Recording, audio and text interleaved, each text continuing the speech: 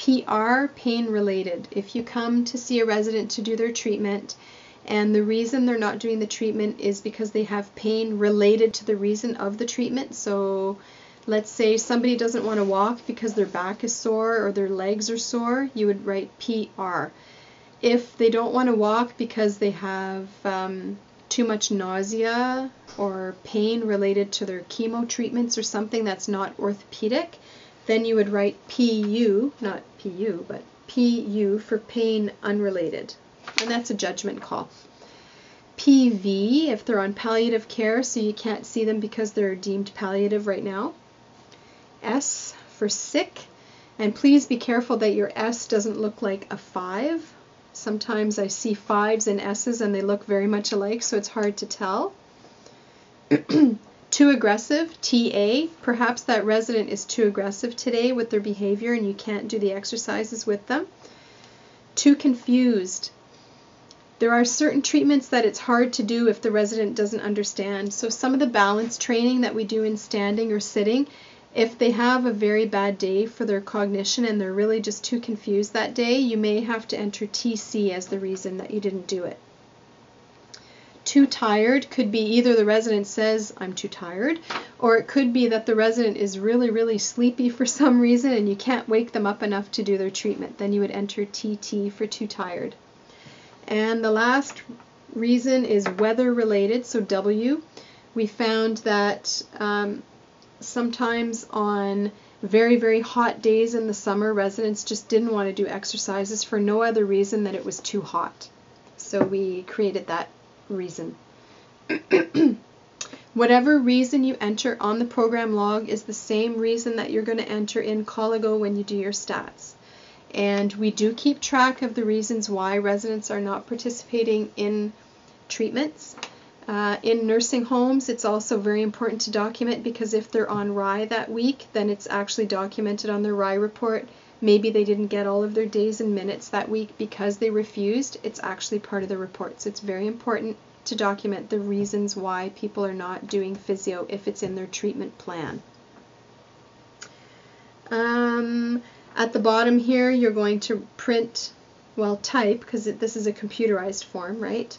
You're going to type the PTA's name and put a slash, and then leave spaces for the PTA to sign their initials on the original form once it's printed.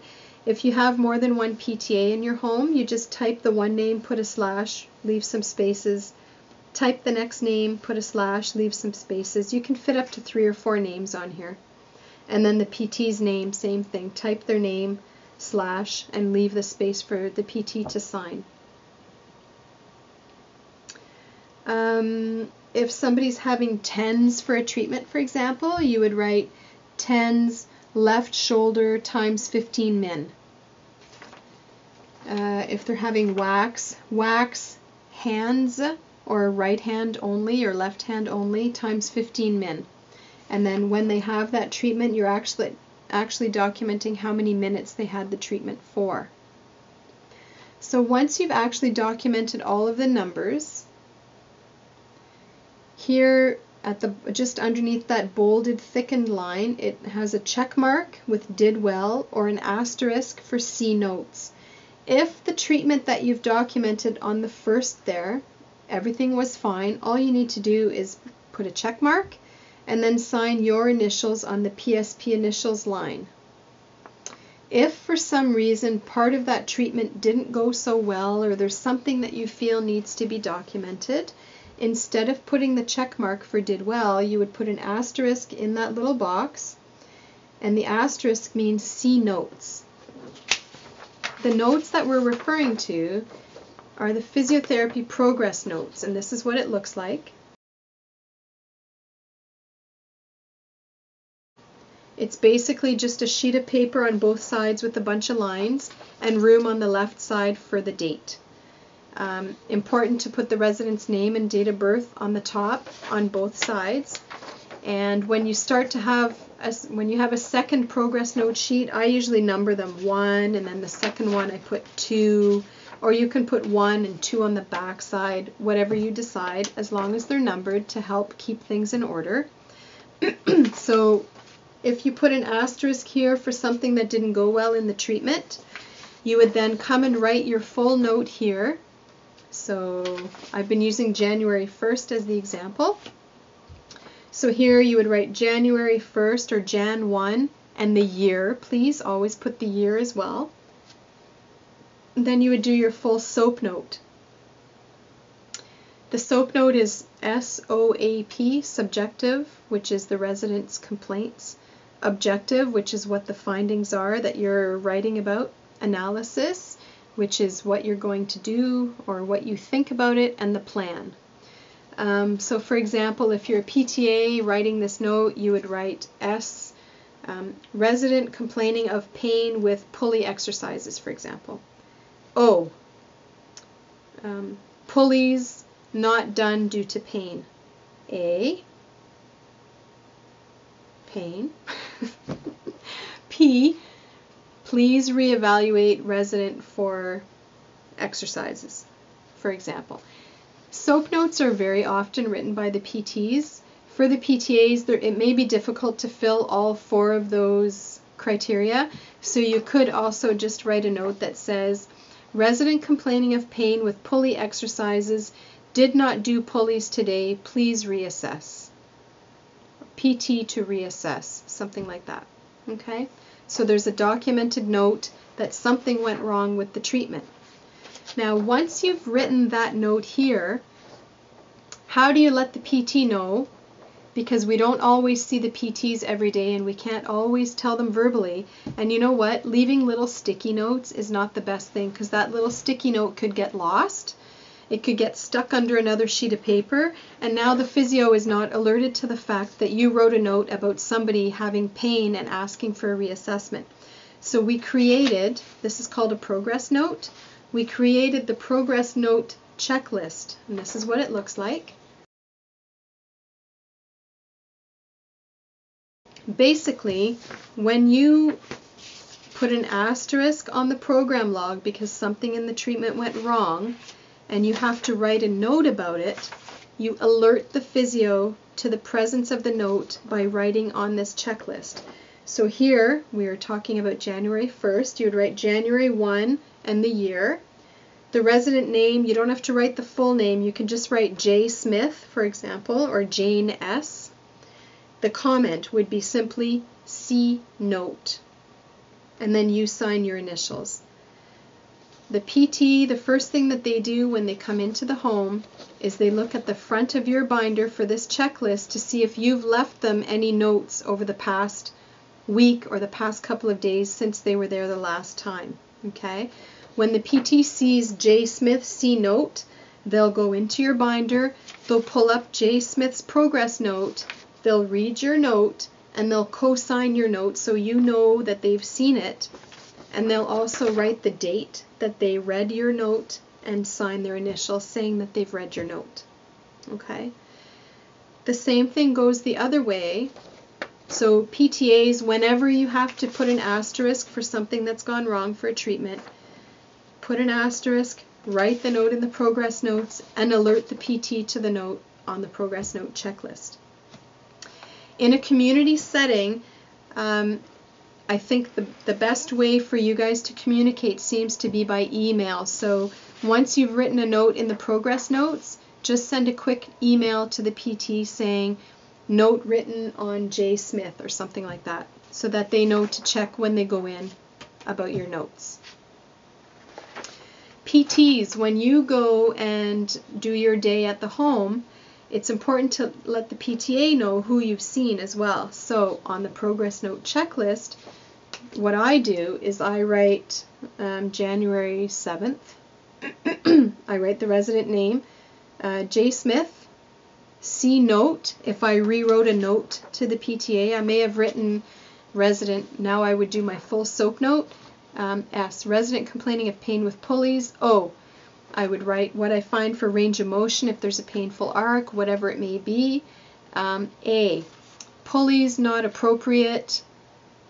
P, for plan, discontinue pulley treatment and do active assisted arms up or active assisted shoulder flexion instead, something like that, or Sensation testing may be done, add ice times 15 minutes or something like that, if you want them to look at the note. Sometimes what I'll do, also, this helps the PTA, if I'm discontinuing a treatment and I'm adding another one, I've documented it on the progress note. I will also then go to the program log, and I will, so if pulleys is at the top, if I saw them on January 7th, and I'm discontinuing pulleys on January 7th, I'll write DC on the 7th, and I'll cross off the rest of the days on the line for pulleys and initial it at the end. So the PTA knows when they come to do their treatments, if for some reason they don't read your note, they come to the program log and they're going to see pulleys DC, oh, I don't do pulleys anymore. And I'll also cross it off on the bottom month. Okay? So there's no possibility that they'll do pulleys anymore after I've discontinued it. If I added instead active assisted shoulder flexion, I will manually write, because these are done on the computer, remember? I'll manually write AA-ROM, right shoulder flexion times 10 reps. I'm adding it on the 7th, so I'll write add in the little box under the 7th. I'll cross off the 1st to the 6th because the PTA couldn't do it then. I hadn't added it yet. And I will sign at the bottom of the 7th here. And because I wrote a note, I'll put an asterisk here, alerting the PTA to the presence of the note just in case they didn't see the checklist. And I'll sign my initials.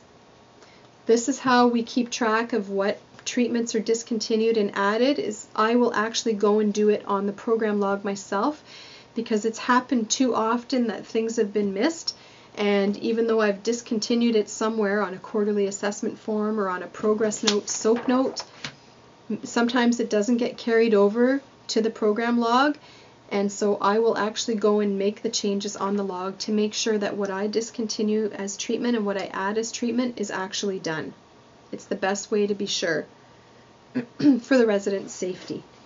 So on the progress note checklist as a PT, I could write C note / C log, or simply C log if you didn't write a big note about it.